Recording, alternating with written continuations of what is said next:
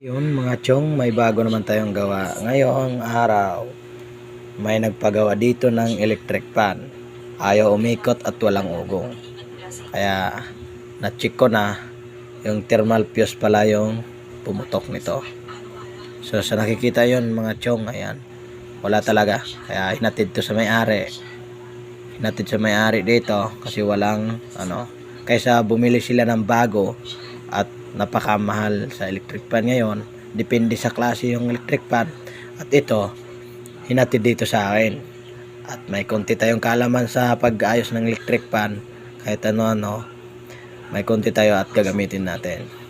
So yun mga chong, at tinis ko na to mga chong. Ang tira pala nito ay thermal fuse.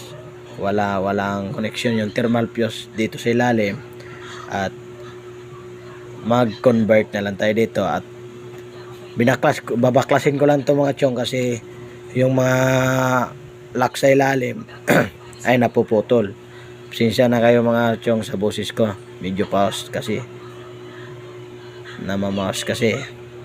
Ito mga chong, simula ko na sa pagbaklas.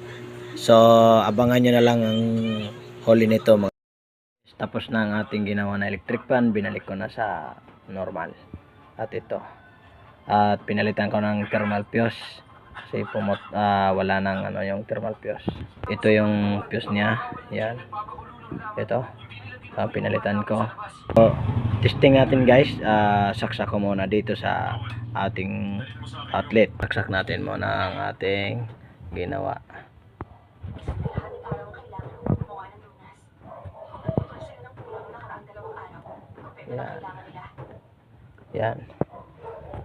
Yan, nakasaksak na sa ating outlet guys.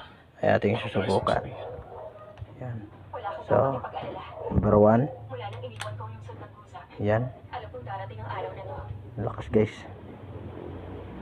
Ayan ang ikot natin. So, number 3. Number 2. Number 3. Ito. Okay na guys. So, yan. Okay na. Patayin natin. Ayan. So, yun lang guys. Next na video na naman ang abangan nyo.